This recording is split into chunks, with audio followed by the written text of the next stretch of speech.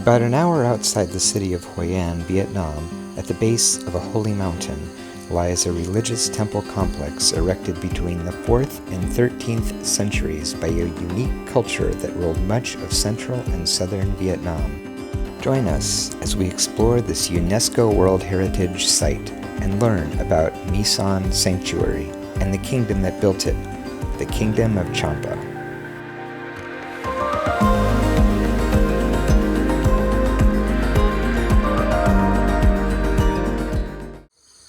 We woke up before dawn and left at 5 a.m. so we could arrive when the sanctuary opens at 6.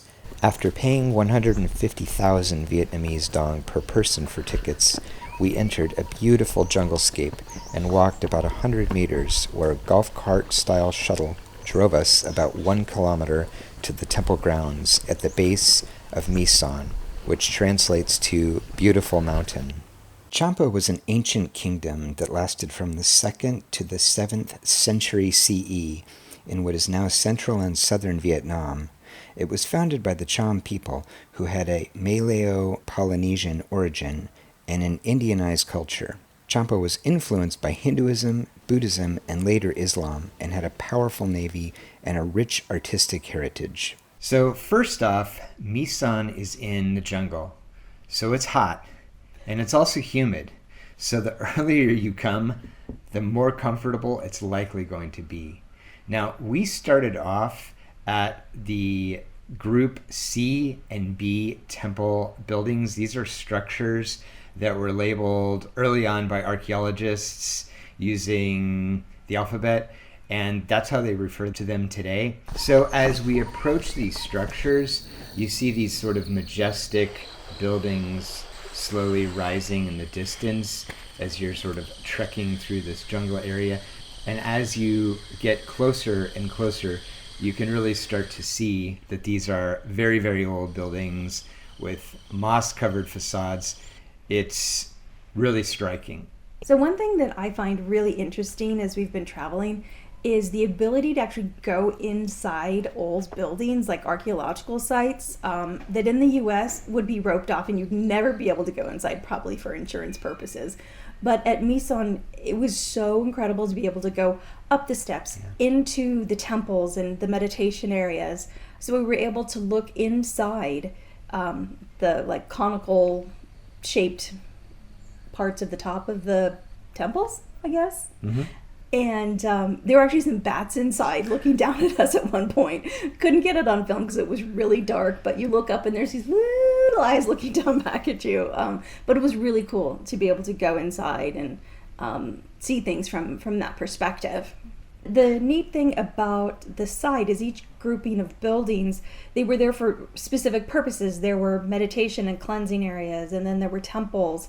And they even had storage rooms where the priests would store their paraphernalia. And then because it's at the base of the mountain, the holy mountain, there was a stream or a river that ran through the site. And we found out, I thought this was pretty cool, that all of the individual little temple sites actually faced the river, the holy water, the holy river. Another thing that I really liked is you could really see the attention to detail and just the devotion and skill that went into the carvings that are on the buildings. And at first glance, it looks like, oh, they're all pretty much the same. And maybe the bodies are the same, but all the faces are different. And that was done with definite purpose.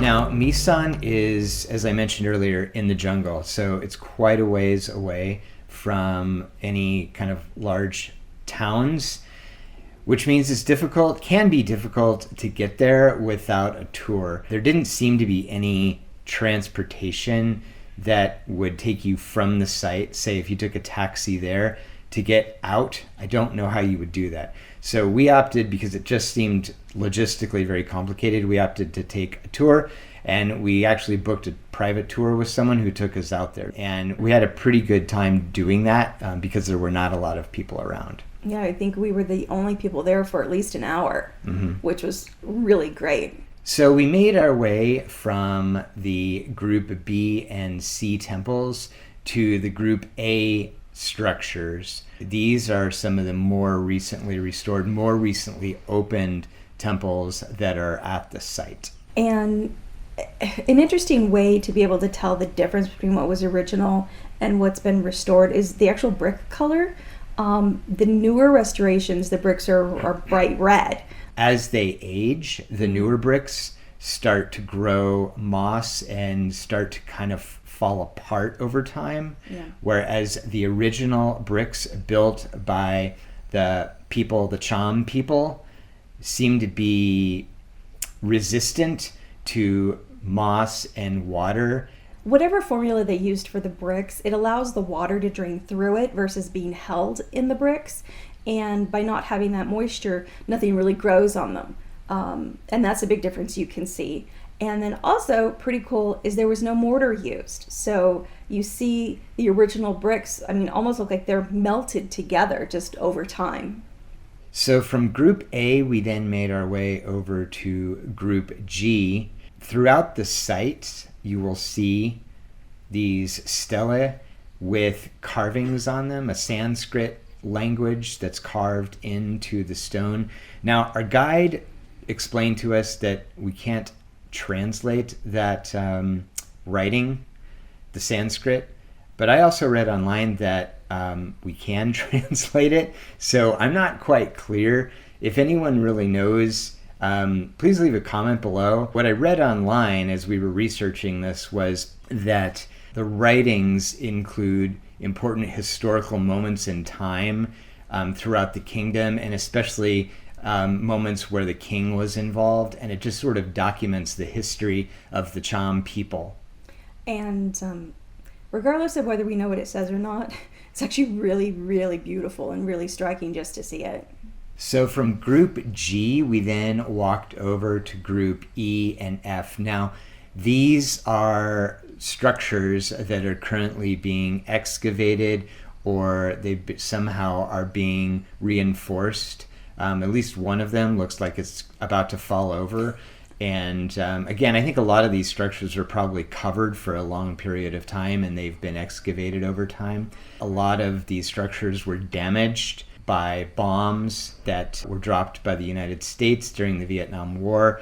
There are a number of craters that are clearly pointed out from reading the UNESCO World Heritage Site. They're trying as best they can to sort of repair and excavate what is repairable. So I think you can tell we really enjoyed our visit out to Misan, and definitely encourage you to go and see any sort of ancient site like this, or wherever you're traveling, see ancient sites there, because it really gives you a better appreciation for the culture and the indigenous people that are in the region. And there's so much that we're not taught in schools. You just have to get out there and find out for yourself, and I think this is one of those things.